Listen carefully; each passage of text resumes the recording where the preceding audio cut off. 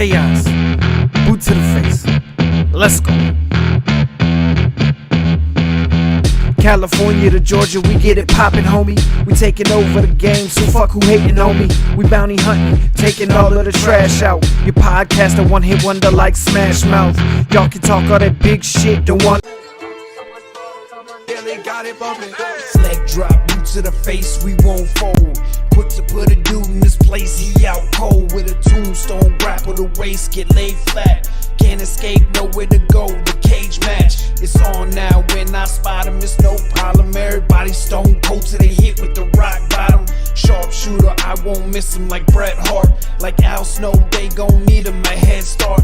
I just might catch a better body than Mickey James. Get acquainted with the name, we bringin' the pain.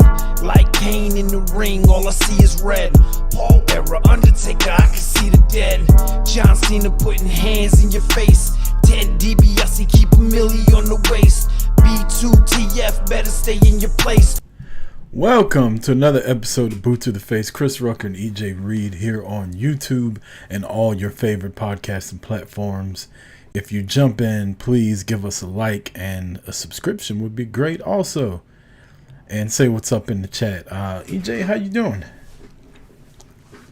Man, I'm cooling on this end. How you doing? I'm doing great. Already Tuesday, a short work week. I'm with it. Oh, yeah, holiday weekend. You do anything interesting this past weekend?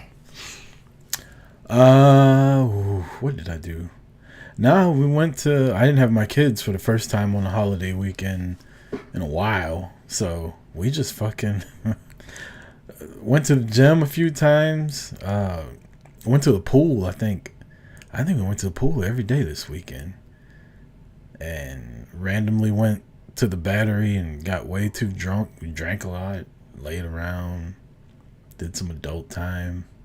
It was a very relaxing weekend. I needed it too. I forgot you mentioned the Battery before. What is in that area again?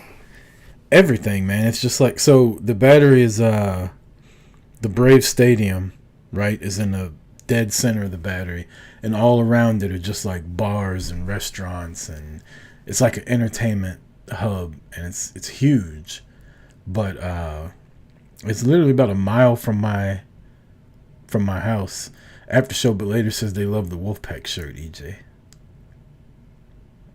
Wolfpack, red and black, throw it up.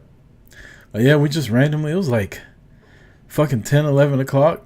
She's like, let's get dressed and go out. I was like, girl, do you know what time it is? And by the way, smack dab, Chris Brown was having back-to-back concerts at Brave Stadium Saturday and Sunday, which we didn't fucking know. So by the time we got there, the concert was letting out. So it was just this fucking flood of people coming out everywhere and taking over all the bars. We went to probably 3 or 4 bars before we left. It's fun. You know, I'm a people watcher, so I like just kind of chilling at the bar and watching all the madness go on around me. I know you seen that meme about don't let your girl go to the Chris Brown concert. The meme shit, I've seen the fucking I've seen the results of the meet and greets he does. Hey man, if your girl goes out there and acts a fool at a meet and greet or a Chris Brown concert, and she was never your girl, she's for the streets. Nah. I think there's certain exceptions to some stuff, you know? Like, if there was a Hillary Duff meet and greet and things got out of hand, like, I'd expect her to understand that. All right, well, let your lady go to a Chris Brown concert. Hey. Whatever happens, happens. She get all lubed up and bring that thing on home. Okay. Missing, was it MIA, missing in action. Yeah. But I'm not worried about that. Go ahead and get your little cheap thrills on and come on home. Who cares? You got once in a lifetime thing if your woman's into Chris Brown and she gets to like touch on his chest or fucking get a hug where her legs are wrapped around. So what? Is that really that big of a deal? I think Chris Brown is the type of artist that smashes fans. To be honest with you. But I'm I more may worried be about him wrong. hitting my woman than having sex with her. But I digress. Yeah, it sounds like the little area is a nice little, time to go out, have some drinks. Will y'all bar hop out there? Yeah, we haven't been in a while. Like I said, it's been a while since we've went out around here. We've had so much like travel and work and kids and all that shit like all summer. It's been a minute since we just kind of hung out around at night anyway. I mean, we've went to like brunch looking for espresso martinis and shit, but yeah, it's a good time. If you ever come out to Atlanta, I'll take you up there. After Show later says they saw Vanessa Hudgens in person and wanted to kick her to her so bad. Vanessa Hudgens is fine. Yeah, Especially in she's another one. Bad Boys.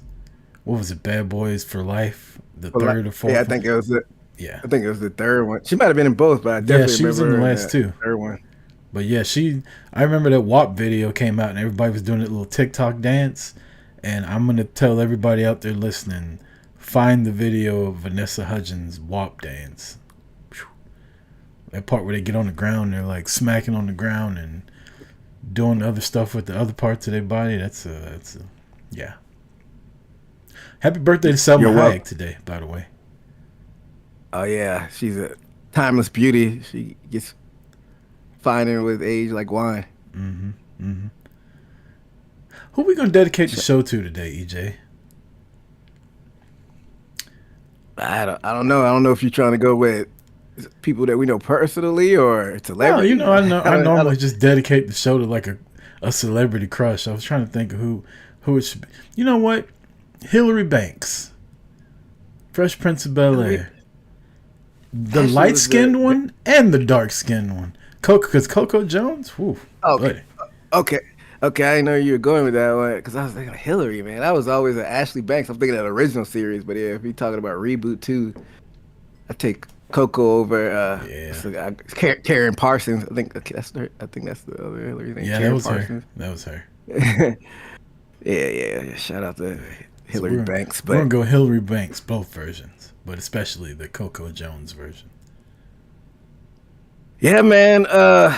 This past weekend, that's crazy. Labor Day weekend is the unofficial end of summer, and I feel like this summer just kind of flew by.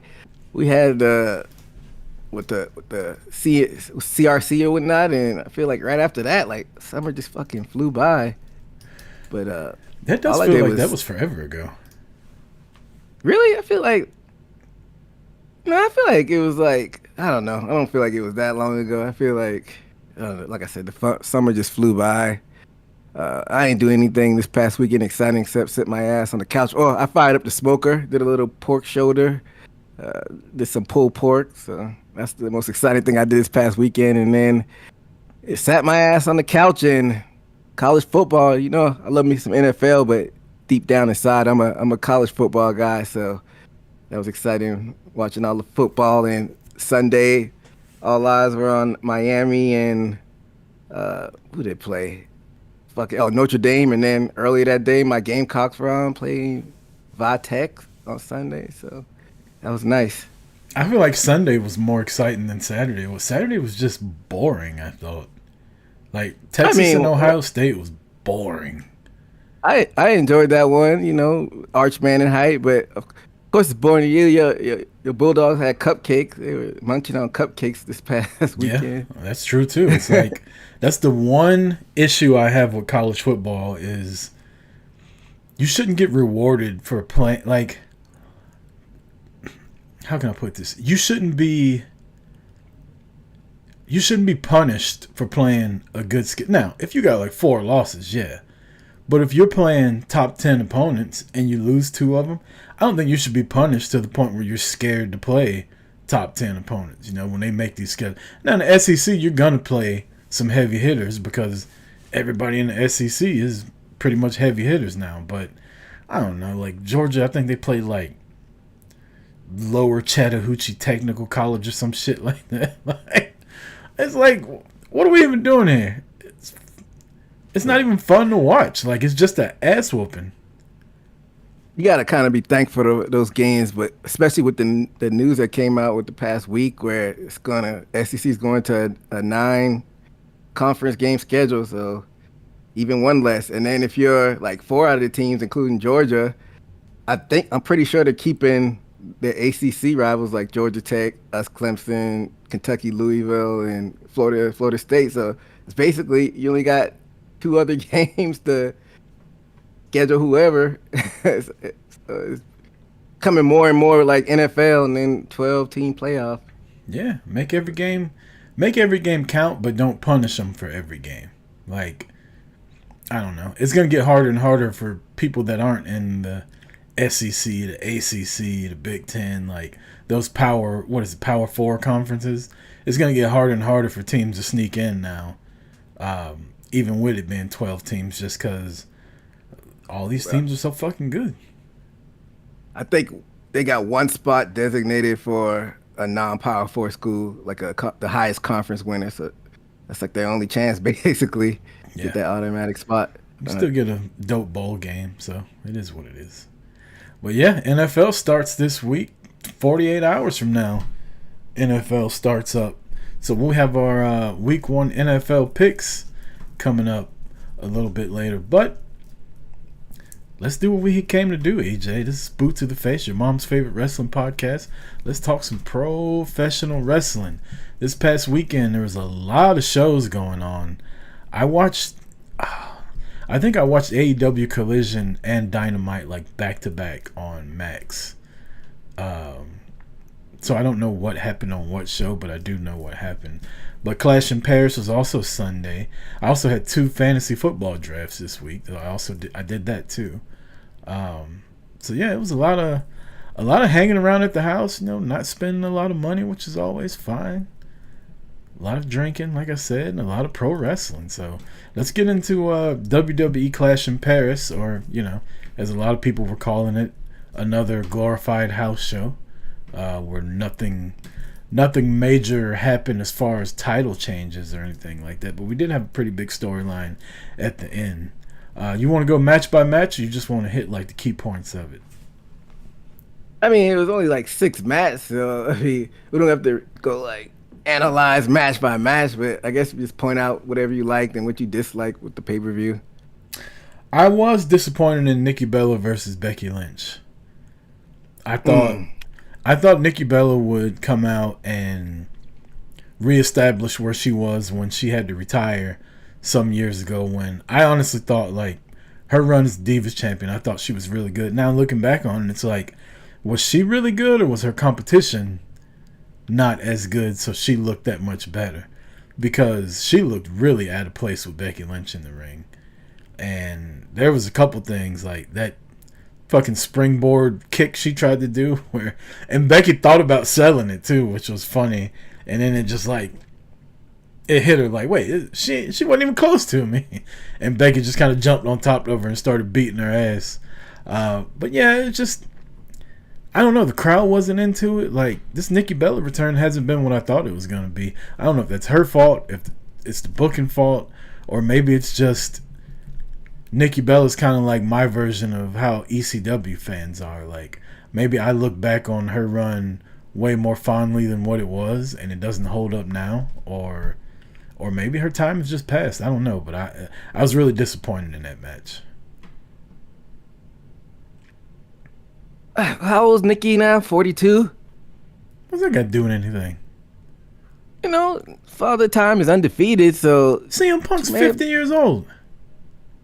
His matches don't slap like. All right. Roman Reigns is 42. I think Roman just turned 40 this year. Why are you trying to add 2 more years? Well, he's 42. Like 40 also. But he's been in the company, even though he's been basically like a featured attraction, special attraction. But he's been at least there on a yearly basis. Nikki took how many years off? A lot. Yeah, so all right. If you don't got those reps like that, you're not gonna go over there and put a 5-star classic on. Well, then let's do apples to apple. Trish Stratus. Trish is damn near 10 years older than Nikki. So, the one that she had with Becky, that was her best match, of course. I don't know. Sometimes other people slow down at a faster rate than others, and Trish has her time to like kind of build up too. Though she had matches before it all culminated in that Becky match to get more reps. Nikki was in a battle royal. She's had a couple matches. I think she was in that battle royal, if I could think off the top of my head, but I may be wrong. Yeah, I mean, it is what it is. I mean, I don't know what you want. It seems like she's here for basically to be like a part timer. So, what you want to just see her retire? I guess. No, I'm just saying I was disappointed, and I expected more because they're two of my favorites of all time. Like Nikki's probably in my top 10 favorite women's wrestlers of all time. Probably towards the bottom, but I just expected a little more. That's all I'm saying. It didn't live up to the hype that I put behind it. Yeah, since they're your favorites, maybe you added some more, a little bit of higher expectations on it, and it was what it was. Go ahead. I knew Becky was going to do her thing. I don't think Nikki lived up to her part of it. That's annoying to me because I defend this woman all the time. When people tell me Nikki can't wrestle, I'm like, shit. Go back and watch that fucking Divas title run she had. Nikki was wrestling her ass off, and then she puts this out there, and now I got the boo boo face. I thought she was doing some pretty good stuff when I first started checking back in during like the SmackDown Live era. Yep. Where she's wrestling pretty well, but I don't know what I know. And not to go too much behind the curtain, but that's kind of interesting. Like I'm kind of curious why she's back, because her sister isn't back. Off with Bryan Danielson somewhere in Washington. She needs a little bit more cash, with this whole divorce going on? Because I'm hearing that she had to pay the ex-husband. She did have Nikki got a lot of money though. They had their own clothing line, wine line, podcast. Like I don't think she's hurting for money. I think maybe if she's got to pay child support, that means the kid's probably with the dad a lot. So she's like, I got all this fucking free time now. Let me go back and put a motherfucker in a rack attack. I don't know. She doesn't seem like the type that goes back just for the love of the game. She was heartbroken that she had to retire when she got hurt. She only retired because she got hurt. She didn't retire because she didn't want to do it anymore. Well, I may be wrong, but I don't know, man. I'm curious to see what they do with her going forward, because it looks like, as we saw at the end of the show, they're pivoting with Becky. I don't know what you would do with Nikki at this point after this feud. Yeah, I don't need. Time will tell. Another match that was on the card: Logan Paul versus John Cena. This is a long one. I mean, there ain't a lot more you can say. Like Logan Paul's really good. Cena's his last couple matches, he's gonna put everything he's got into it. So I really didn't expect Logan Paul was gonna win. Like it was 100%. So I didn't really buy into the false finishes. Like I never thought Cena was actually gonna lose. Yeah, like we said earlier, this whole card was predictable. I'm guessing unless you factor in, I guess, the post-match stuff and all of that other shit. But as far as this match, I thought it slapped, man. It was a good match. Like you said, sometimes you couldn't always buy into the false finishes, but Logan Paul, no, he puts it in. But going back to your thought, you said John Cena is going to put his all into these matches towards the end. I don't know, man. I think that him versus Brock is probably going to be a stinker, but I don't know. Brock may post a rabbit out of the hat and turn back the hands of time, but I digress. But as far as Logan and John goes, I enjoyed it. You thought it was too long, though? No, I was just saying it was it was way longer than, like, I could see Cena and Cody going that long. I didn't think Cena and Logan Paul would go that long, but it wasn't too long. I'm just saying it was longer than I thought it would be. Yeah. I thought it might be beneficial for Logan Paul to win that. He didn't have to win like straight up, just if you did it by nefarious means, just to give him the rub on the way out. Like that's another like talking point. He could talk shit as a heel. I beat John Cena and have fans boo even more. Like John Cena wouldn't have been hurt by losing that match. Nah, Cena doesn't need to lose anymore. He Why already not? lost to Cody. Because Cena been losing for 3 and 4 years straight now. That man ain't been winning I don't know how long. He had a title run where he had to cheat to win. Let him get some victories on his way out. Give him the Sting treatment. He don't need all that. Hey. Shout out to Cena too, who apparently he's throwing moves from people that were instrumental in his career that he can't wrestle before he leaves. Like he did Baron Corbin's move. He did AJ Styles' move. So apparently he's going to incorporate shit like that to kind of shout the people out of people that were pretty big in his career. I must have not been watching at the time. I don't remember him and Baron Corbin doing anything at all. Yeah, him and Corbin had beef for a couple years. Oh, shit. Well, something that I could go back on the cock and watch. Baron Corbin was always like the heel that never won the world title, but always worked with the world champions because I always thought Baron Corbin was really fucking good. I always wanted him to end up with a title just for the hell of it because I thought he made every fucking thing that they gave him work. He did a lot of stuff, but the only thing that really comes to mind is for some reason him and Kurt Angle, that awful retirement match. But you had Roman Reigns bum-ass Baron Corbin. Yeah, that bum ass Baron Corbin, and then Lucky Corbin when he got it back. But I can't remember who specifically he beefed with. But now I remember the last of the big dog, the fucking dog food dumb shit. Yeah, and then him and Drew McIntyre and was it Shane McMahon? No. He was teamed up with Shane McMahon for a while, but it was him, Drew McIntyre, maybe Rusev. I can't remember who it was. They made the Shield reform together. Yeah. It was it Lashley? I don't fucking know. It was three big motherfuckers. See, it's hard to remember, right? I watch a lot of wrestling. Yeah, but yeah, that's dope though that Cena's incorporating that. I'm curious to see what he does next because then it's gonna like almost telegraph. All right, I guess he's not working with this person. Yeah. Well, Jericho ain't coming back. He can't work with Corbin. He can't work with Edge and Christian. Kurt Angle. The Rock might come back. Who knows? We brought up the Shield a minute ago. We blew right by this. Roman opens the show for the second time. Roman said, if I ain't the main event, let me get the fuck out of here then. Beats Braun Strowman. I was going to say Braun Strowman, Braun Breaker. Bronson Reed. But then gets his ass kicked at the end. And of course, here he comes. Main event BFF Jey Uso, even though he's got a world title match. I did like the commentators calling that out though. Like, he shouldn't be out here right now. He's got a world title match later. And he ends up getting his ass kicked, ribs taped up, which would come into play later in the main event.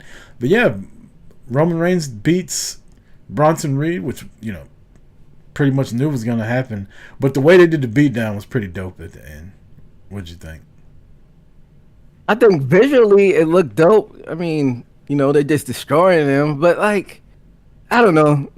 Maybe I'm jaded. But, like, we know why they're doing this. We know it's because Roman ass going to be gone until, like, Survivor Series. So I'm like, I like how it looks visually. But we all know why you're doing this. And it's, like, I don't know. You got to turn your brain off when you're watching this shit, EJ. Wash, rinse, and repeat. Like, we know y'all writing them off. I don't know. I feel like, we're not getting paid millions. I feel like they could have done a different way to write them off. Like, think outside the box, because we know Roman is limited dates. And it just did like this typical beat down. But I don't want to jump around too much. But I want to talk about the fall for Raw. The reason you said, Jay went and helped Roman. And now it looks like you think it's going to be the fucking Vision versus the Usos at WrestlePalooza, because Jimmy helped Jay at the end of Raw. Yeah, probably. And then Seth will get involved in that, and then Roman will come back eventually, and it'll be the Bloodline versus the Vision. Because I guess Roman's just on Raw now. Yeah, apparently LA Knight is just on Raw now. He got traded for AJ Styles. Sami Zayn. Oh, they said that? I know they announced Sammy was officially on SmackDown, but they didn't officially say they said he was traded officially. They sent him over there for Sami Zayn. Okay, well, They actually went out of their way glad to we- say it. But with Roman, they just like, that nigga just do whatever he wants. I think that's where LA Knight should have been, because they give us a little bit of believability that he could threaten for a title, because we know he ain't taking that shit off Cody. But but yeah, I mean, like I said, visually it looked dope. But we know, I guess Roman's going away. But yeah, a good way to make the Vision look a little bit more dominant, even though I still have issues with how they present the group. But yeah, I enjoyed the look of how they beat him down. Well, it also played into the main event because Bald Daddy Adam Pearce kicked him out of the building and told him if he saw him again, they'd be suspended indefinitely without pay, and Paul Heyman. So now you're like, oh shit, Seth's by himself. But it's a fatal 4-way. It's no DQ. And wouldn't you know it? Everybody's down. Punk is whooping Seth's ass. Taking way too much time like a dumbass babyface, trying to soak it all in. And somebody comes out, low blows him, and it's revealed to be the man, Becky Lynch, as she joined her, in her words, hot husband in the Vision. She even had a Seth Rollins shirt on. I need my woman to love me as much as Becky loves Seth Rollins. Yeah, she shouts him out every week and talks about her hot husband and Wear his t-shirt. Like, she's the man. She's a superstar, and she wearing your t-shirt. yeah, hey, get you the one that looks at you like Becky does Seth. When she tells CM Punk, she said, my husband's everything you want. Everything you're not. He's hot. He's jacked. Punk said, you're delusional. She said, he don't interrupt me when I'm talking. I was like, damn. That was good on the fly. And then she was talking about ball sweat. Like, I don't understand where she went with that. She said she got his ball sweat on her hoodie when she low blowed him. She's like, so I had to throw my hoodie away because you stink. This is exactly when they need to bring AJ Lee back. Ugh. Let's talk about the main event first, then we can get to Raw. Seth ends up winning. I like the angle. We and everybody else have been talking about putting Becky in the Vision forever. I thought it was long overdue. I'm glad she's in it. And judging by the way Raw went on last night, like, she ain't just going to be the fucking valet sidekick. Like, she's still going to be Becky Lynch. Only her and her husband are in the same group now. Like we talked about it.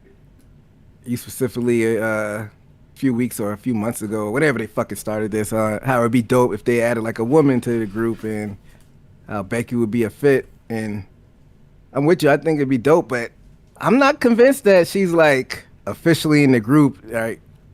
With the way Triple H run things and how they like never like are fully committed to fully diving in something. I wouldn't be I wouldn't be surprised if she's just doing like this as a side mission and she's not official, like almost like an affiliate. Like what's a Gabe Kid in the Death Riders, like a hired gun. Yeah. I wouldn't be surprised if they don't fully put her in, and even though I think it would be dope, but I'll see what happens, how they move with it forward. So I'm like cautiously optimistic that she's actually a part of the group and not just doing like a side mission so they could do like a fucking tag team match on like a Saturday Night Main Event and then they all go off and do their own thing after that. So, I'm cautiously optimistic. I saw people online calling them the Seth Riders. Said they were just WWE version of the Death Riders now. I saw that a couple weeks back. I mean, they're not wrong. Even the Death Riders have more like continuity with at least they got shirts and fucking theme music and shit. They don't have theme music. That's John Moxley's music. Well, they got the da-na-na-na before everybody's theme song. And then, You say at least they got shirts. Them weak ass shirts Death Riders got. It's just a white shirt. It's Death Rider, little as fuck down here on the bottom of it. A shirt is a shirt. They took my money. You bought one of those? I've worn it on Boot to the Face, and you've even commented on it. How the hell would I know you got a Death Rider shirt on when it doesn't say anything on it? Cause I lifted it up, and you said you got one. Oh. But done a lot of shows. You watch a lot of wrestling, so You got a lot of I don't wrestling blame you. shirts, EJ. You probably got more than I do now. Probably do. Like that's one thing that I've done since getting back into the wrestling business is the shirts. But it's like, get a little bit of scratch. You might as well spend a little bit of it. I've purged a lot of mine. Oh yeah. Yeah. I'll get to looking for one, like, damn, did I get rid of that shirt? Like, I just randomly take a bunch of clothes. Like, I'll get sick of all the clothes and shit in there. And I'll just randomly just put a bunch of shit in the garbage bag and take it to Goodwill. Damn, you just give them for free. You could be selling those shits on eBay. I ain't got time for all that. I put a bunch of Dallas Cowboys jerseys in there that I don't wear anymore. Like Romo and Dez Bryant. Could have gave that to me. Well, shit, I already got a Romo jersey. And I don't want to.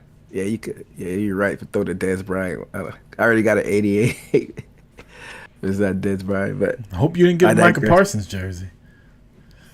Shit, I'm glad I didn't. I know Skip Bayless got one. I think he threw it in the trash or some stupid shit. But, all right, let's get to AEW then. Unless you got anything else well, we didn't talk about Monday Night Raw.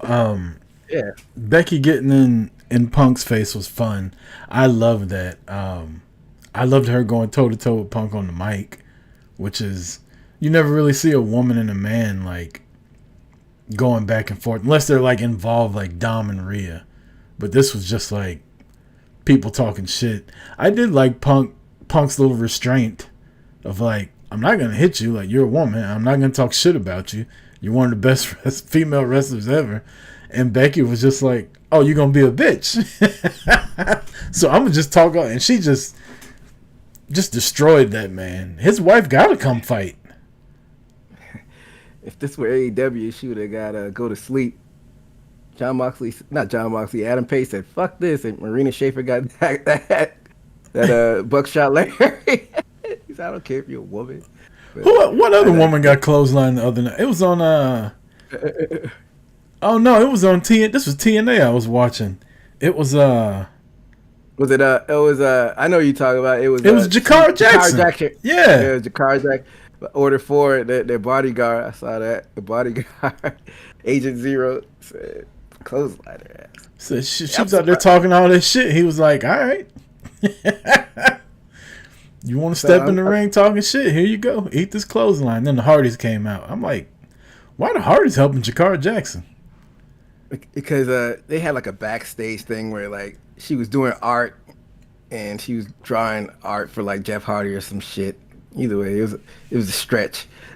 But yeah, I'm guessing this partnership with TNA and WWE is like technically still a partnership. People are like, oh, they secretly own TNA, but we know WWE doesn't do like men on women action, so and TNA did it. So yeah, I mean, I think I can see why they don't do it nowadays because little kids they replicate it. But like we all know, most fans are pretty smart and know it's scripted. It's just like watching like Marvel movies where you got Black Widow fighting the boss, the male bosses and shit. So yeah, Thanos don't give a damn what what gender you are.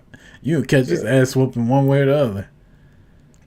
Yeah, but one thing though with Becky and Punk, what was the fucking crowd saying? She kept saying she's not here anymore. I couldn't make it out. They was chanting for AJ Lee. Oh, that's what they were saying. Yeah. Like those fucking French accents. I'm like, man, I'm tired. I don't feel like rewinding this and slowing this down and what the fuck. You gotta do what the old people do, EJ, and turn the captions on. Yeah, I was watching it on one of the sites because I like to watch it speed up because I don't feel like watching this because they did the earlier show.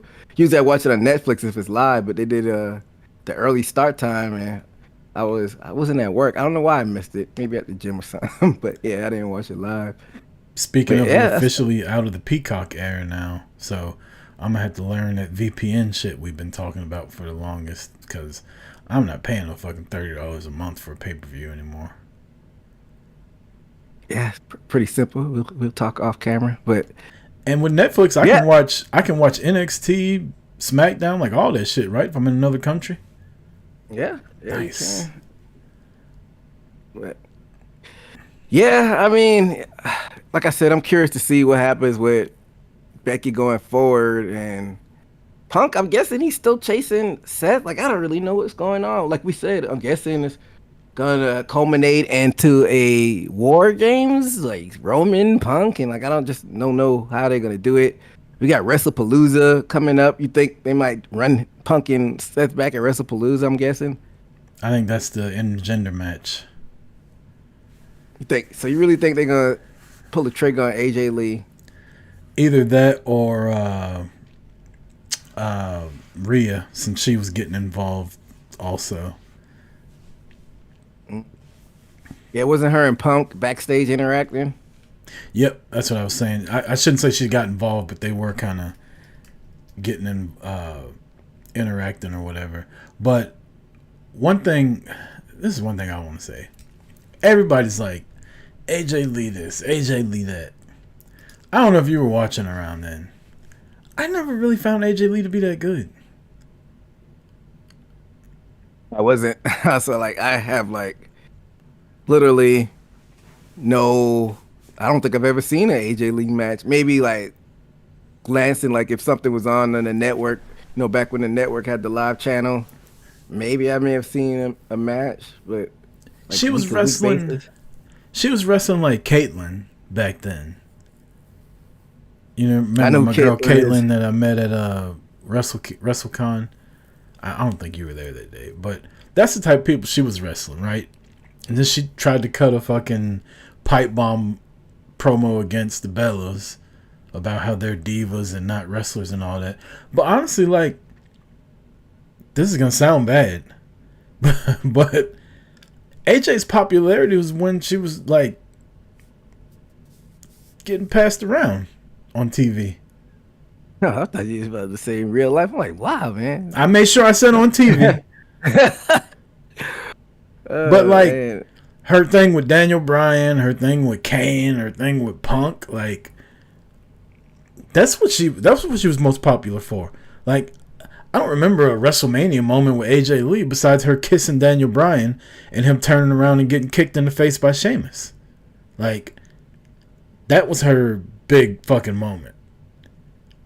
I mean, yeah, she won the Divas title, but again, she was beaten like Caitlyn, and she got smoked by Nikki Bella.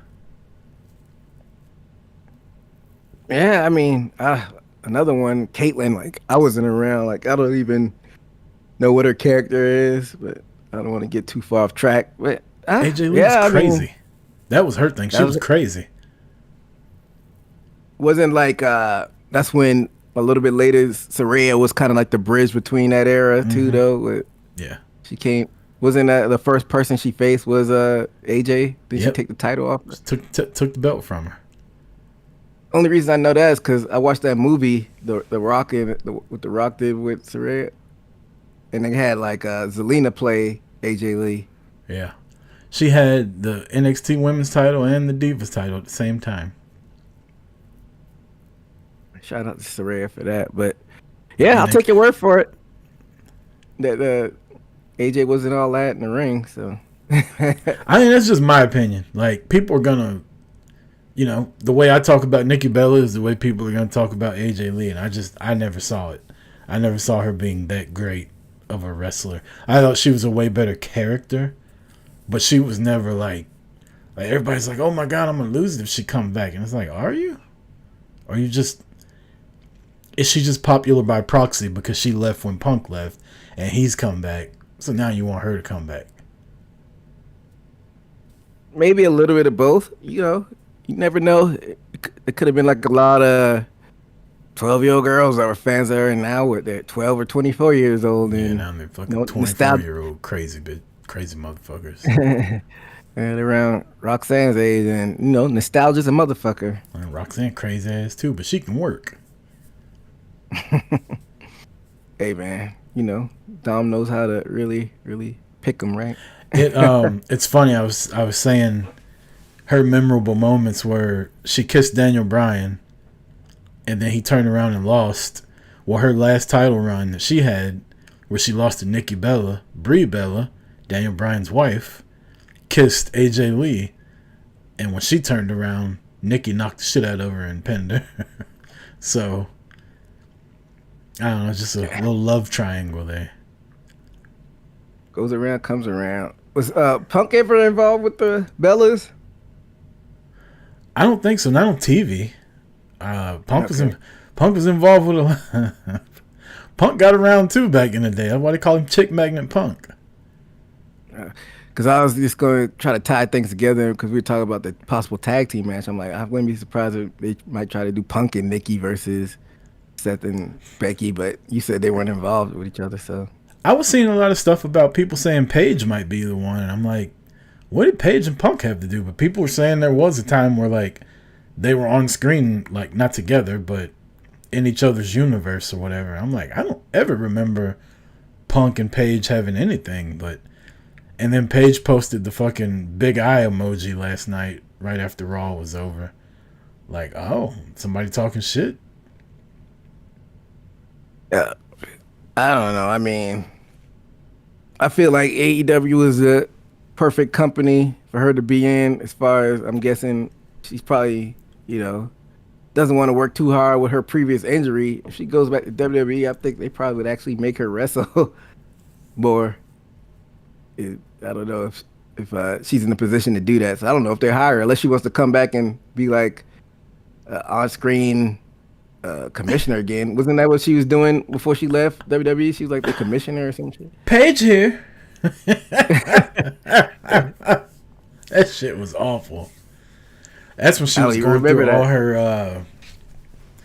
She had a couple the reconstructive surgeries too that hadn't settled down yet, so it was not a good look.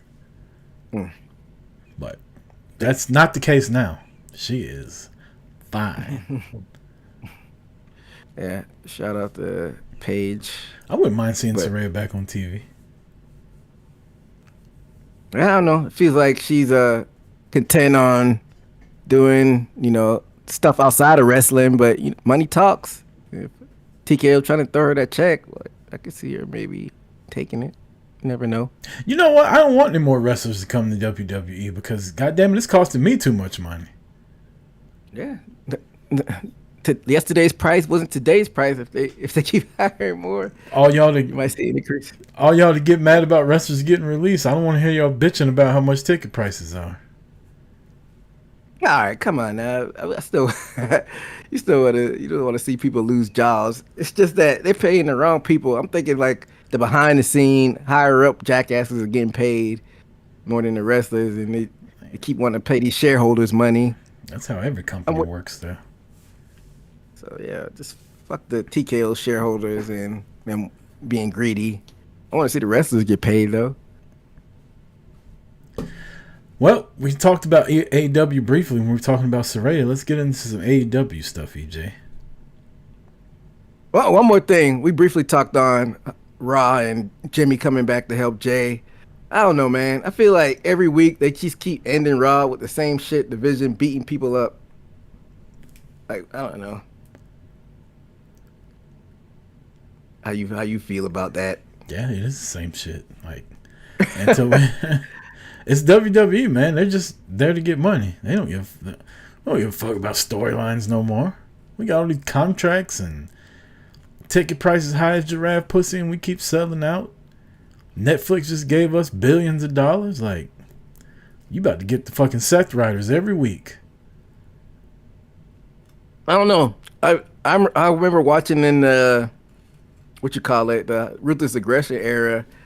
I got tired of Triple H and Evolution. I feel like they did the same shit at the end of the episode, and that shit got tiring. Didn't they pretty much do that shit back in the Ruthless Aggression era with like Evolution? EJ, who's booking?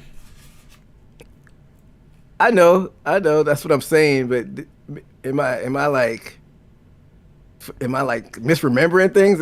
Isn't that pretty much how that era happened? He would start out talking and then end the show with like, if it wasn't Evolution, it was DX or the Corporation or the McMahon Helmsley regime or the Authority. Like, he's always had a fucking group that just jumps people all the time, and rarely the babyface ever gets their get back with Triple H. Like, I remember all that shit with The Rock The Rock never actually beat Triple H for the title when he should have.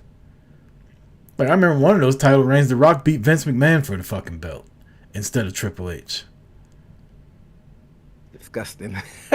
Like, he was doing everything he could to not get The Rock the belt. And then The Rock would have, like, little 1 month reigns or whatever, and Triple H would get it right back and keep it forever. But Rock was like, whatever, I'm halfway to Hollywood.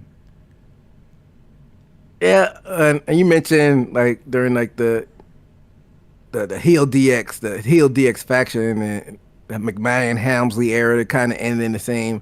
I get that, but for some reason, when I remember that era though, but you still have Stone Cold and The Rock do like hijinks too to kind of like switch things up, and they have like creative ways to end somehow with like the hijinks with the beer trucks and the supermarkets and all of that shit. I feel like they kind of got away from that in the Ruthless Aggression era, and it was just like fucking Triple H just ending the episode, beating him and young Randy Orton beating people up. But I don't know. But like you said, you know, look who's booking, and he's always been a Seth guy. But I digress. We can get to AEW now. What'd you want to hit with AEW?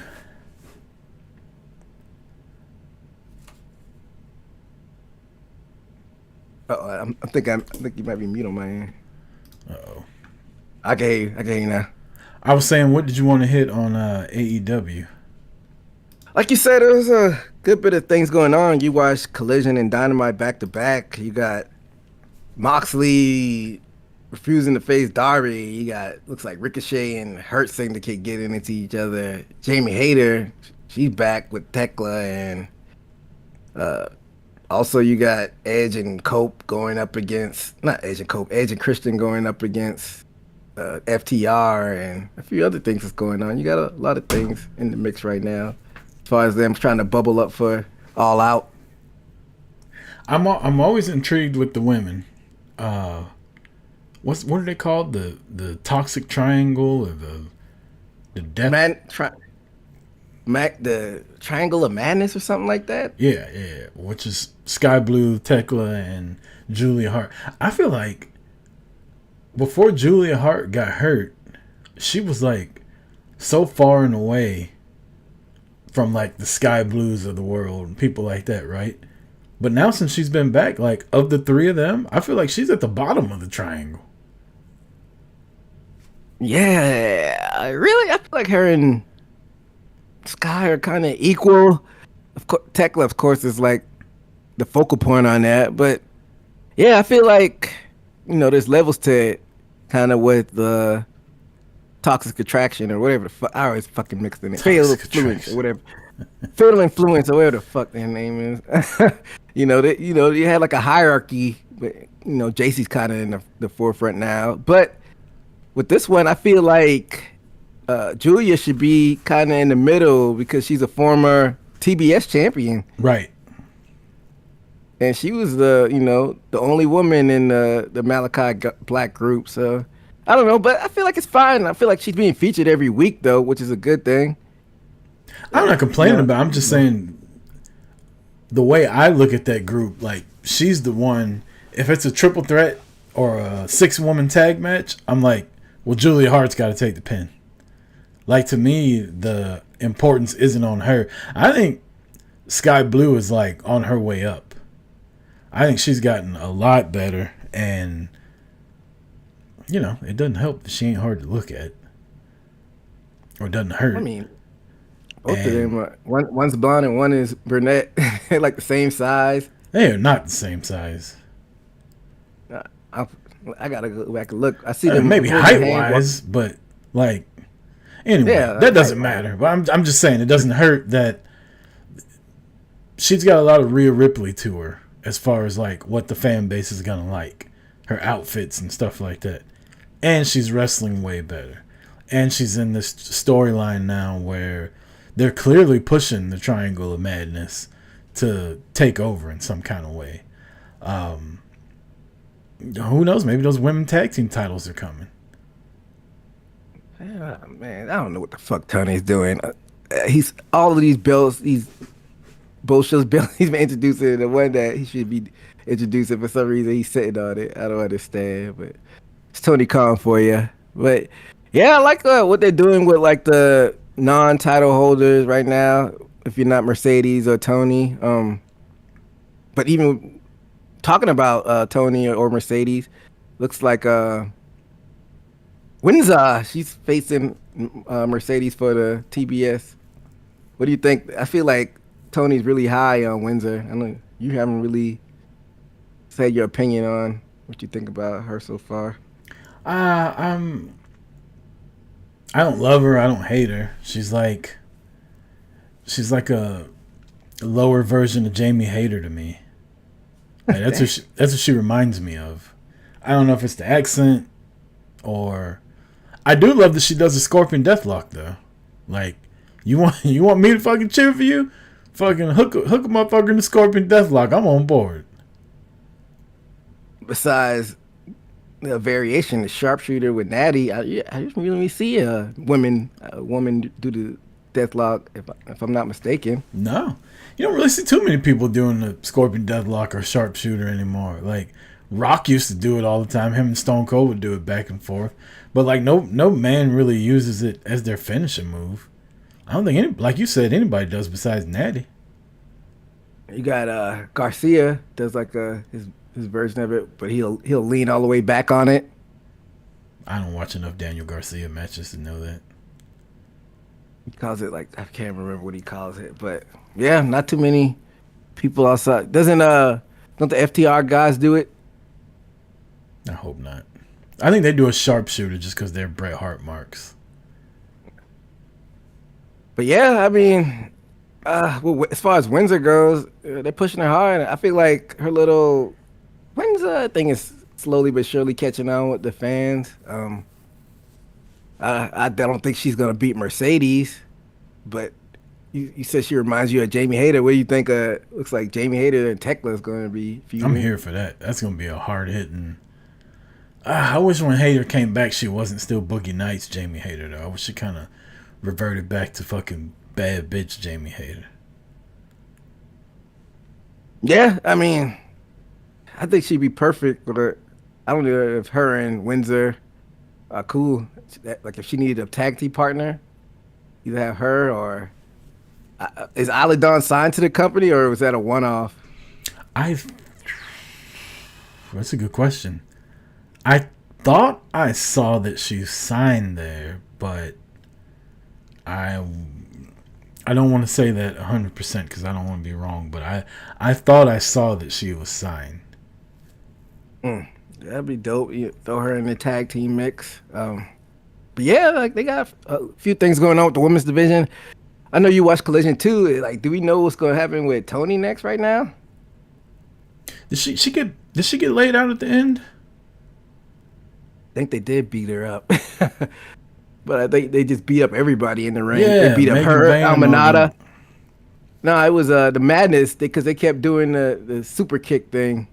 Oh yeah, that's right. The super kick into the front suplex into the super kick, and then Tekla would spear him. Yeah, and then they did it to our girl Almanada. She's been featured a lot lately. Yeah, they a year or two ago, AEW, specifically Tony Khan, because that's who we would blame it. So let's give Tony Khan some credit. A year or two ago, one of my main complaints with the women's division was it was like they couldn't focus on anything but one woman storyline at a time. Well, now they have all these women that are just kind of intertwined with each other. They all got their separate beefs over here, but then it kind of spills over into the main beef and now Toni Storm's even involved in it. Like, I don't know. I'm digging it. I don't know what's next for Toni either because she beat Athena. So we running back Megan Vane? Nah, I mean you could, but I'm not. I don't want Megan to take another loss if you're trying to build her up into this monster heel. I think Tony still got a lot of juice left. I don't know, but maybe you have to do that. And also, one thing I just can't figure out where they're gonna go with, but they keep building every week and every week. Like, what's going to happen with Statlander and the Death Riders, and then Willow is like hesitant of being friends with her again, but they were tagging here and there. Maybe Statlander? Because Marina Shafir can't be the women's champion because as badass as she looks and as cool as she is out there, she's just not that great in the ring to be the women's champion. Statlander, on the other hand. I didn't even think about that. But then you could probably do a storyline off of like, shit, I was here the whole time where Marina and have her and Statlander internally beefing the group too. I feel like that would cause tension. I'm sure that's where it's gonna go. Yeah, they got options. Yeah, man, I'm curious to see where it goes. Because one thing that we've seen throughout the years, like they kind of fall asleep behind the wheel, like after All Out, like until they get to Revolution, Full Gear. Sometimes could be a hit or miss. They'll definitely have good matches on Full Gear, but like storyline wise, in recent memory, then they do Swerve and Paige where they had like that death match. I think that was like almost 2 years ago too now. So yeah. As far as the Death Rider storyline go, what was up with Daniel Garcia and Moxley? Yeah, like he came in and whispered in his ear before the match, and did you see Garcia? He challenged him for a match. He was like, I don't know. I feel like I was into Garcia when him and Danielson were like, when he was like, I'm a sports entertainer, and he's like, nah, you're a wrestler. I feel like that was his hottest. Like, that's when the dance was the hottest, and I think back then they should have pulled the trigger and have him join the Blackpool Combat Club. Yeah. But then they had him go right back into Jericho's bullshit, and that I don't think he's recovered since. I think that killed it. So I don't know. Maybe you do throw him into the Death Riders to have some type of sort of direction where he's just not this good wrestling kid. Because he even calmed down the dancing. He'll put his fist up, give you a little jig to here and there, but he doesn't really do the dancing anymore. So what is he at this point? Just a guy who wears trunks and wrestles? He could cut a good promo. FTR. Yeah, he could cut a good promo, but I just don't have any. He doesn't seem like he has any direction right now. Yeah, I don't even think he had direction when he had the TNT title. Yeah, that was another post BCC story. Yeah, like you said, he was a champion. Like people were happy when he initially won it, but like after he was coming out, he didn't really get like huge reactions after he won the belt. And I think people were excited when Cole took it off of him because Cole's always been start-stop because of his injuries. So yeah, I don't know. And then Daddy Magic with my size like a weird pairing. I know that they were paired they were paired together before they even joined the Jericho's group. It was him. Was it Cool Hand? What the hell he's been? Well, at? I was just about to say. I was gonna say, what happened to Daddy Magic's tag team partner? Like him and Ruby Riott announced they were having a baby, and then he's just off TV. Like, is he pregnant too? Like, what the fuck? Like, even after they had the baby, he came back for a little bit. Oh, they had the baby already? I'm pretty sure it's been 9 months already. I think it's been I think they announced that in 2023, if I'm not mistaken. Man, time is just flying. The older I get, the faster time is going. It was either like early 2024 or like late 2023. Sure. It's been a while. I'd have to, don't quote me for all the listening, but yeah, I'm surprised we hadn't seen her back. I know you weren't a big Ruby fan, but I'm surprised she hasn't been back. Yeah, their baby was born on Halloween last year. Yeah, I'm about to say she's been gone. So yeah, announced it April 2024. So I'm about to say like it's been a year since. Like you said, time's been flying by. That's wild. I can't believe it's been that long. Yeah, she's been out for a minute. So Hey, Tony's still paying him, so what can you say? But October. yeah, That means January of last year. You're right. That's almost 2 years ago, because she was just starting to get a push too. yeah, yeah. Shit happens, you know. Motherfuckers don't know how to pull out. Angelo and Jimmy and Uso, like, what's going on with these? Couldn't pull out of a driveway. Yeah. Jimmy said, "I'm tired of everybody getting put on top before me. I'm gonna end this shit right now. First Roman, then my brother's world champion. Now my wife is world champion, and I'm just solo got the U.S. title. Nah, I got to do something about this." I got to get the shine back. But yeah, yeah. Yeah, but before we get to NFL picks, Hurt Syndicate. They don't have a group name. It's just Ricochet and Gates of Agony. I don't know. Is it? I thought Bobby would probably transition to singles, but I'm guessing that they're doing this. I don't know how I feel about it. I mean, I'm not mad at this. Like, it's all four big motherfuckers plus Ricochet and MVP in there, but they've already beat the Gates of Agony.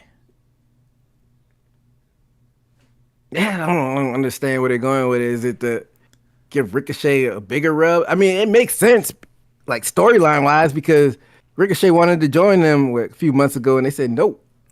It's your punk ass out here. So he's getting his get back, but I don't see what the payoff on this is. I still feel like MJF's gonna have something to do with it.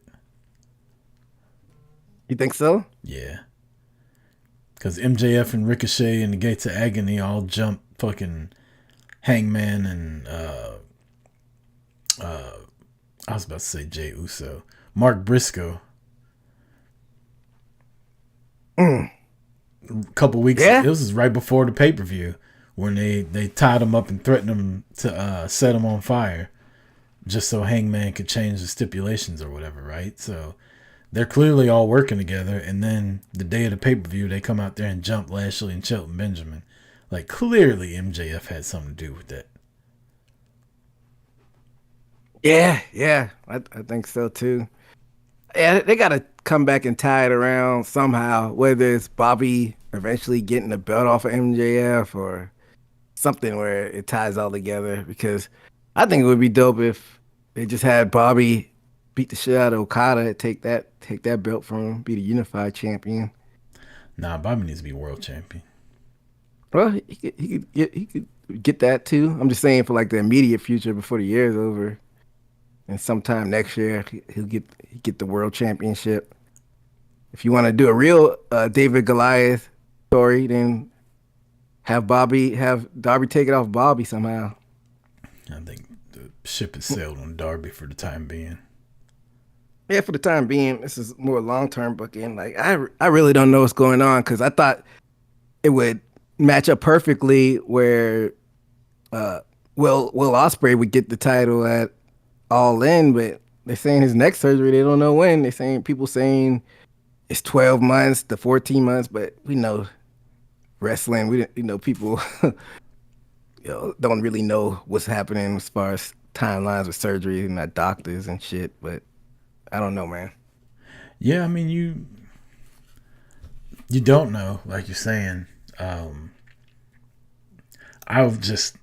I'm a fan of Will Ospreay, I would just try to put it on the back burner and not even think about it, because you end up driving yourself crazy listening to all the know-it-all people online and like, oh, it's a 4 to 6 month. All of a sudden, everybody's a fucking doctor. Oh yeah, he's getting this done. It's usually 4 to 6 months, but with Ospreay's work ethic, it could be like 3 to 5. Shut up. Also, like, just let him come back and surprise everybody when he comes back. Like, let people fuck. If it takes him 8 months to get better, then fucking bring him back 12 months later. Like, let people forget about it. Like, damn, Ospreay still ain't back yet. He must be really fucked up. And then he surprises you. But I hope it's not a next week on Collision, the return of Will Ospreay. Well, I mean, that's more of a WWE thing. They don't really even do that as much as they want. Usually AEW is good with like surprising, like having people pop up and surprise. But yeah, I don't think they shouldn't announce it. Definitely shouldn't announce it. Just have you surprised. But I don't know. We'll see. Well, you ready to get into these NFL picks, EJ, and get up out of here? One quick thing, we don't have to spend too much time on it because we forgot to talk about this last week, and we didn't even talk about this off mic. Did you see the big story that was going around with Rajah Jackson? Yeah. I didn't even get your thoughts on that. But for those who don't know, Rampage Jackson's son, he got hit with a beer can behind his camera, or off of a camera, and later on in the show, they said he could get involved and get his receipt back, and he went in there and almost beat a guy to death. The guy went to the hospital and apparently was choking on blood and lost teeth and whatnot. What were your thoughts on that? I don't know, man. I just think I'm not in wrestling, so I just think it's odd that like these grown men go around trying to like bully other people. I guess I shouldn't say it's odd because I've had jobs where people don't like the newcomer for whatever reason, and they literally like go around bragging like, "Oh, you remember that guy? Yeah, I ran him off. He quit. He was tired of my shit." And it's like, well, now we're shorthanded, dumbass. Like, why are you trying to run people off just because you don't like them? And I think wrestling's one of those jobs too where newcomers come in and people try to take advantage. And I'm guessing, from what I understand, like they had done shit to him before that. Mm-hmm. Like, and so he was at his breaking point, and then he got told like get him back in the ring or whatever. Clearly, he took it way too far. So I mean, like both. The guy did apologize. I did see that beforehand, so he thought they were all good. Because when Rampage's son picks him up, you can see the guy's like not fighting it. Like he looks like it's part of the show, and then he gets slammed down and wakes up and doesn't have any teeth, and it was just fucked up on all ends. I'm more upset too. Like all the other wrestlers that just stood there watching the shit happen before they jumped in there. Like you could tell with the first couple hits, this shit is not what we signed up for. Like what is happening? And then he just fucking lost it and like kept trying to go back and hit the guy some more. It's like, I hate to break it to you, man, but whatever fucking happens with the legal process happens, because no matter if somebody told you to get your get back or not, like that was too fucking far.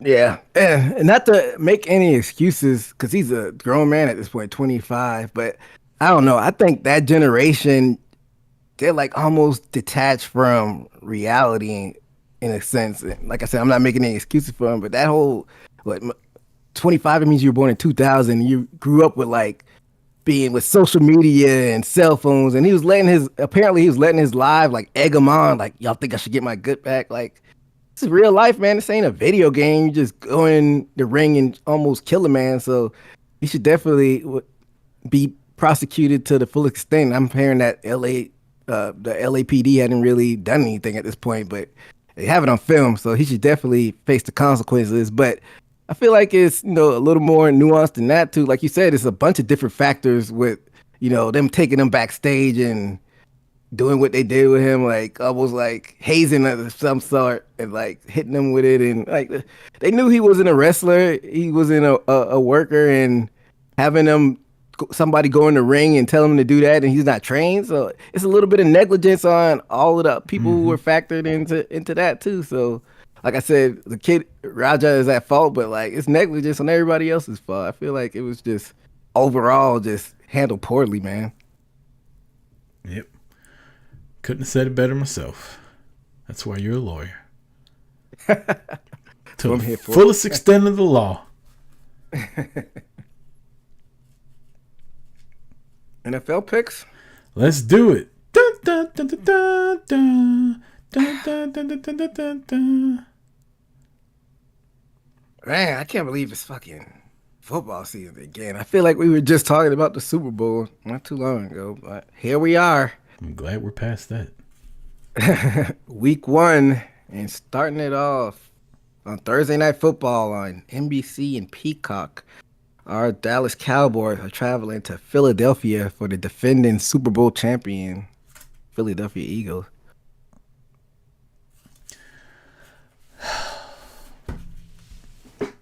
I want to pick the Cowboys. Go ahead. Go ahead. Pick them.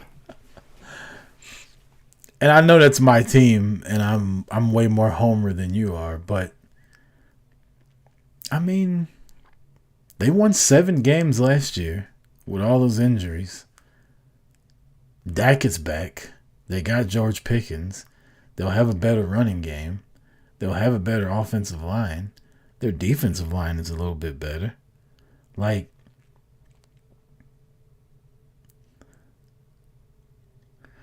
I'm gonna pick the Cowboys. Well, Jerry Jones has been pissing me off a lot recently. You look at my hat. For those listening, Rucker has a Fire Jerry hat on with the Fire Jerry Jones as the general manager. It's fucking malpractice what he's doing.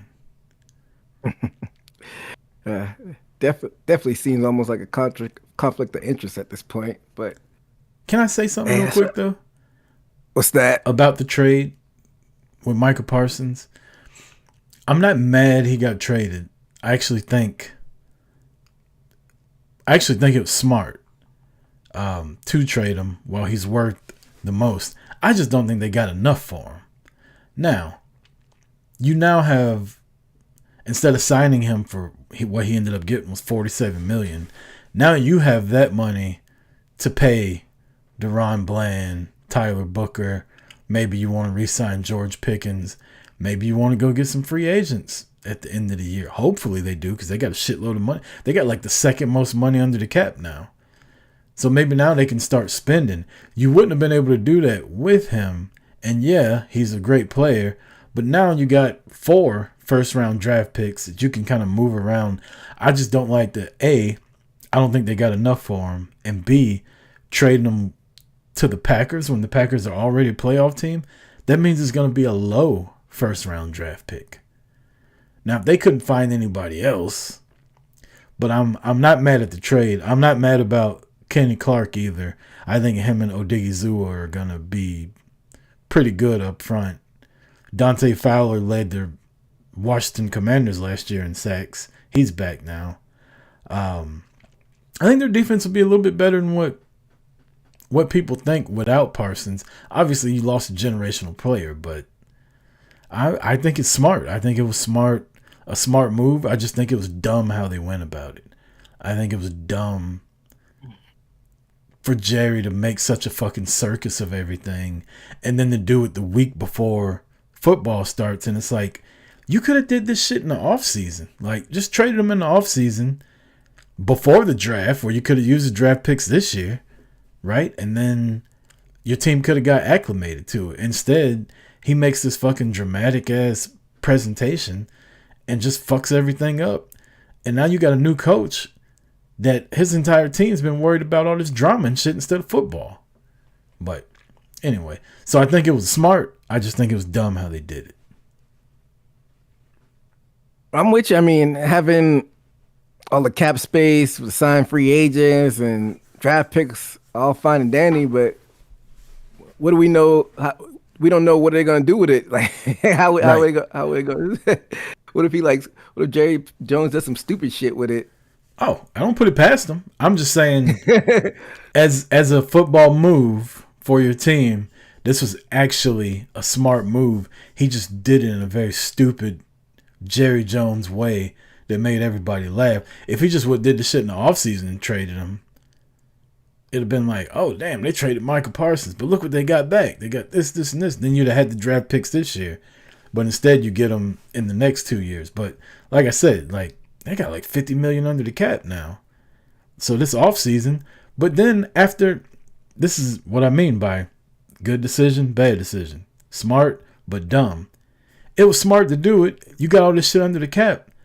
But what fucking free agent are going to want to deal with you next year when it's time to go sign a free agent after watching you treat your best player like that and you talk shit about his agent? Meanwhile, this guy probably is the agent for like 10% of the league, so chances are you're going to have to deal with him again. As a matter of fact, he's George Pickens' agent. Yeah, he is. Go figure. I was trying to think when's the last splash free agent signing Cowboys had? Because T.O. even with yeah, TO, because even with Amari Cooper, that he Yeah, got traded to the Cowboys. I T.O. don't I know, think man. T.O. was the big free agent splash they did. They haven't done one since. That was like 20 years ago. It was 2007, 2006, I think. Yeah, something like that. So I don't know, man. Jerry gives me a headache. Like you said, I wish they would fire him as GM, but he owns the team. So what are you gonna do? You imagine But I'm picking. a Uh, GM going 30 years without even getting to the fucking championship round in the conference, and they haven't oh, fired him yet. that's what been fired after like one season. Nowadays, they don't even give coaches They don't GMs. fuck around. But yeah, must be nice being a billionaire and doing whatever the fuck you want. But I'm picking the Eagles on this one. Uh, Friday night game, like I know the NFL and sports in general are doing like out of the box shit to like get with the times, but Friday nights is supposed to be high school football night, and Right. this is gonna be on YouTube. Like it doesn't even say YouTube TV; it just says YouTube. Like our parents are still around kicking. You know, you think like our parents' generation gonna be going on YouTube to watch this shit? Yeah, it's gonna be rough trying to keep up with how you can watch all the games this year with between Peacock and Amazon and YouTube and Paramount Plus and like you thought WWE was hard to keep up with. Fucking NFL. Just go to the bar. Yeah, that's reality nowadays. But Chiefs are traveling to LA to face the Chargers. I'll take the Chiefs till the Chargers actually prove to me that they're serious about winning. I'm gonna stop fucking with them. Yeah, you picked them a lot last year. Yeah. I got the Chiefs as well. Sunday noon game. Tampa Bay Buccaneers coming to your home city to face the Atlanta Falcons. I think Atlanta might be kind of good this year, but I'm gonna ride with Tampa Bay. Damn it, keep picking my picks. I'm gonna go with Tampa Bay as well. Baker Mayfield, number one pick. You know, everybody does terrible in Cleveland, but he kind of traveled to other places, Carolina and LA, and it seems like he found his home in Tampa Bay and just chilling in Yeah. Florida. Under the radar. Chilling. Oh, but yeah, both of us got the Bucks. Division rivalry going on. Bengals traveling to Cleveland to face the Browns. Oh, Cincinnati Flacco, all day. Flacco. I don't even know who's the quarterback for Cleveland. They should just push the door in. Joe. Yeah, might as well. It's Joe Flacco. Yeah, I got Cincinnati. I'm going Cincy as well. Miami Dolphins. Our friend Michael Mauser and going to Indianapolis to face the Colts. Who's the quarterback for the Colts now? Isn't it Richardson? Unless he's still hurt. No, he's hurt. Damn, he's Oh, it's still hurt. fucking they're starting Danny Dimes. Ah, shit. Yeah, give me Damn. Miami. I kind of want to take Miami, but we got to start picking a little bit differently. I don't fuck. When you mentioned if it was Richardson, I picked the Colts. But you said Danny Dimes. I gotta go Miami as well.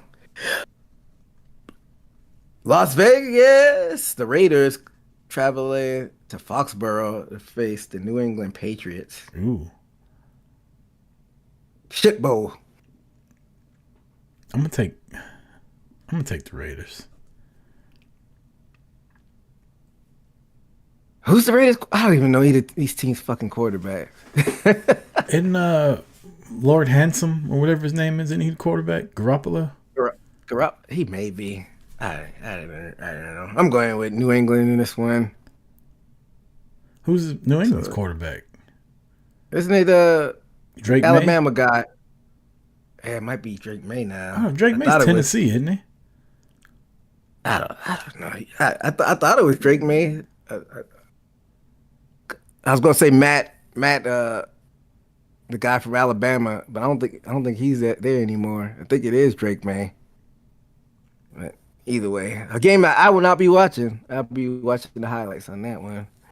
Moving along. Apparently, Kenny Pickett's the quarterback for the Raiders. For the I thought he was hurt though. It's hard to keep up with. Oh, they got Geno Smith. Oh shit. Yeah, shit, I might switch. He's starting. Yep, Geno Smith, Kenny Pickett's the backup, and Aiden O'Connell's on injured reserve. Well, I'm switching my pick. Thanks for that. I'm switching my pick to the Raiders then. Wait, the Raiders got Amari Cooper now? Yeah, I knew that. He went back to the Raiders? I didn't know that. I knew that. Damn. Their offense is looking tough. Genty, Jacoby Myers, Amari Cooper, and Brock Bowers. That's going to be hard to stop. If Geno can get the rock to him. Yeah, I'm sticking with the Raiders. Who'd you take?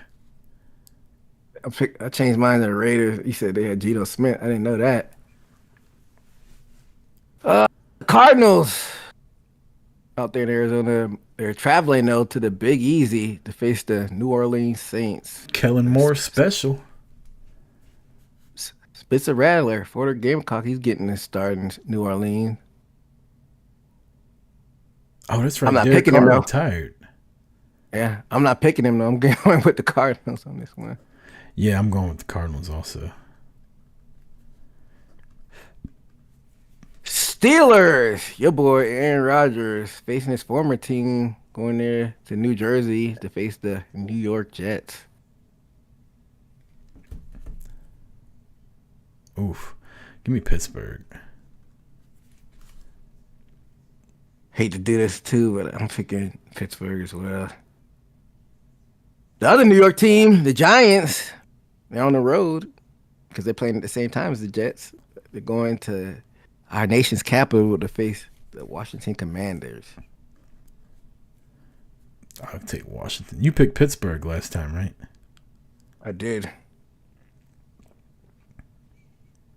I'm picking Washington as well. Another game at noon. You got the Carolina Panthers going down there to Jacksonville to face the fighting Shad and Tony Collins, the Jacksonville Jaguars. Give me AEW. Okay, I'm gonna go with the Panthers on this one. So how you think? What's the Heisman winners winning from Colorado? Travis Hunter. Yeah, you think he's gonna make an instant impact? I hope so. I picked him in my dynasty league as I got the second overall pick, and the first guy took Genty, so I took Hunter, and I can start picked him up that early. Yeah, we're only drafting rookies. Oh, it's a dynasty league. Okay. Yeah. I was gonna say you picked the rookie that high. So I think I'm gonna see if he's even eligible to be a cornerback. I know I get stats for both ways that he plays, so all the tackles and interceptions he gets. But I wonder if I can start him at cornerback and then let him get the wide, or because he's technically a wide receiver. We'll see. Yeah, people were talking about that because I'm in a league where we play defensive players, and like if you put him in as an offensive player, if he gets like a pick six, at least they'll get points. And people in the group were saying he should still get points, which I think is bullshit. But whatever. Why? Because you putting him in as a wide receiver. Why should he get defensive player points? Because if Dak throws an interception and I got him as a starting quarterback, and he on the run back, somebody makes the guy fumble and Dak picks it up and runs it back, he gets credit for that. Or if he forces the fumble and the tackle, Dak gets credit for that now. So now he's on defense. So why wouldn't Travis Hunter?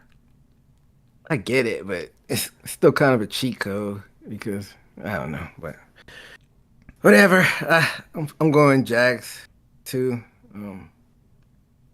Next up, getting into the afternoon games, we have Tennessee Titans traveling to the Mile High City to face the Denver Broncos. Some boring games out here.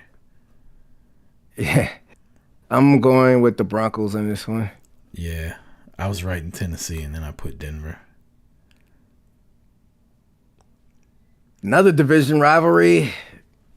San Francisco 49ers traveling to the Seahawks to face Seattle. I think I'm going to go with 49ers on this one. I'm going to go with Seattle.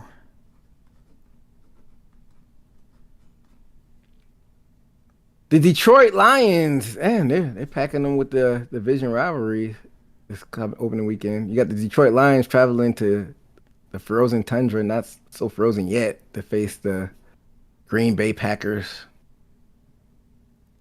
Give me Detroit in this one. Hold on a second. Who is the quarterback for Jordan Love? Sam Darnold for Seattle? I'm taking San Francisco for that. My bad. I was like, wait a second. Let me go back and fix that. All right, so you got. You said Green Bay and Detroit? Yeah, I'm going Lions. I'll take Detroit.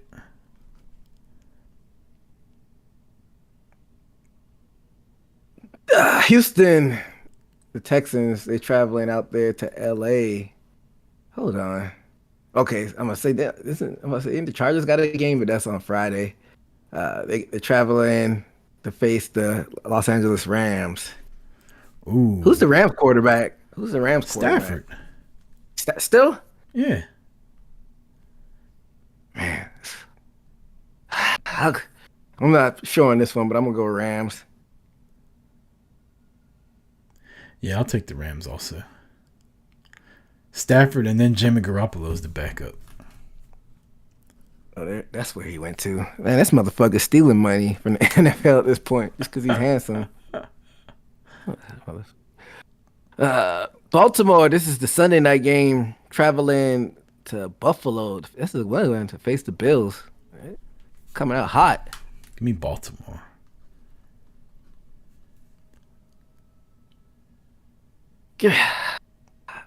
I'm gonna take Buffalo. It's because Allen will give you some wins in the regular season, but then when it comes to the postseason, motherfucker's overrated to me. But whatever. Monday Night Football.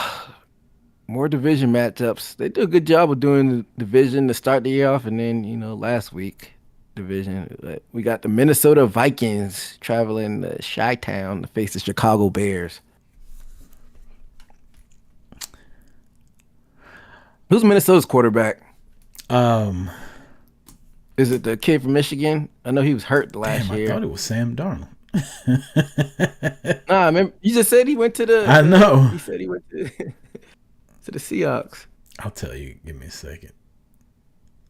Because the kid from Michigan got hurt like in the preseason or something. JJ McCarthy. Yeah, I don't know if I trust him now. And then you got Carson Wentz backing him up. Give me Chicago. Man. Yeah, I think I'm gonna go with the Bears too. I think Minnesota's coming back down to earth this season. I think they might not win 7 games, maybe 8. I'm not gonna disagree with you on that one. Never really been high on the Vikings as a organization in general. I feel like people always shit on the Cowboys because it's been tagged America's team, but you got franchise like that who fly under the fucking radar for some reason.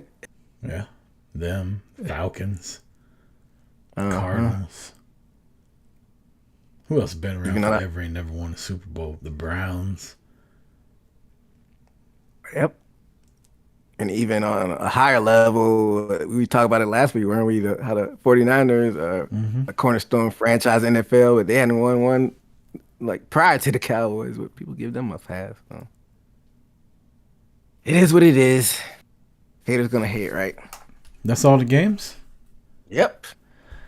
Damn, here we are, week 1 of NFL, week 2 of college football.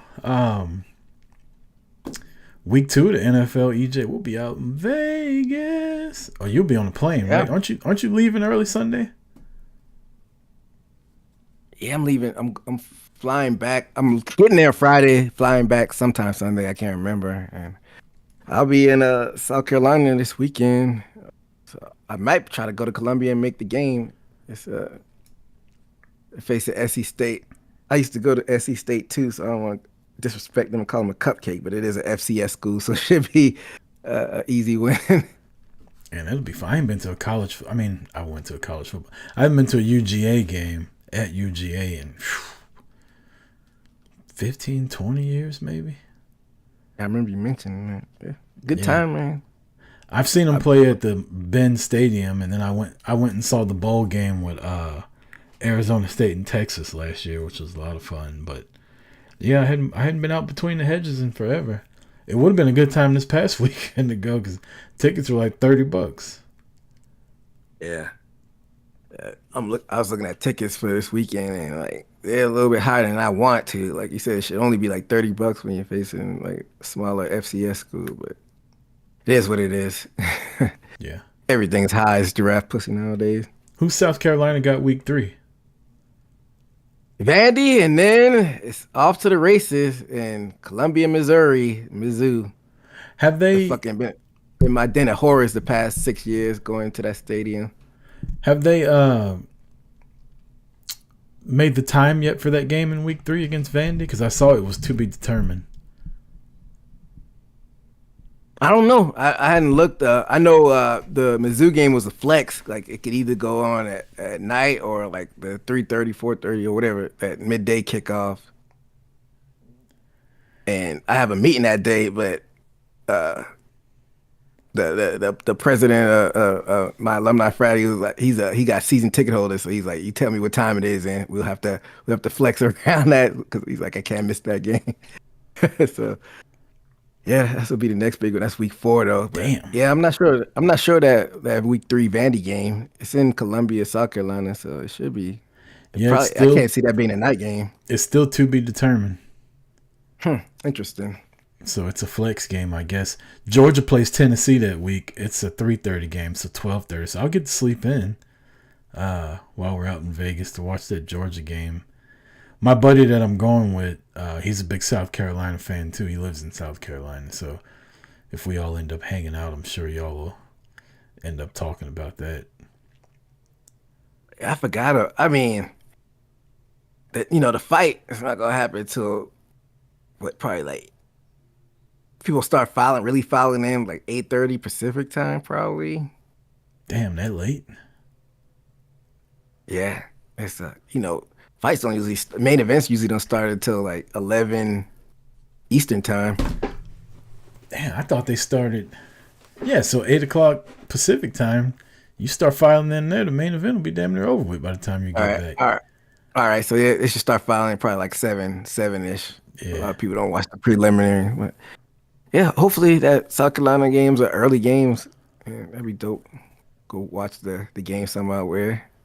Yep, we're thinking about doing it at Circa at the Stadium Swim. The weather's still pretty hot out there, huh? Mm-hmm. Still in the 90s right now. That'd be dope. But we'll figure it out. Anything else you got before we get up out of here, EJ? Nah, man, I think we got everything covered. Like you said, football season in the swing of things. And it's that time of the year. Let's fucking go. And we don't have any pay-per-views to predict this week? For once, we do not. Thank goodness, man. Like every damn week, we've been covering some pay-per-view of some sort. My weather app only tells me up until next Thursday, but next Thursday in Las Vegas, it'll be a low of 73 and a high of 91. Sunny all day. Nice. Can't beat that. Yeah. It's going to be a good time out there. I'm ready. All right, for EJ Reed, I'm Chris Rucker. This has been another episode of Boot to the Face. Thank you for joining us. Please hit that subscribe button and like us on whatever social medias that you pay attention to. And until next week, peace! Yeah, Mr. Chaos. Boot to the face.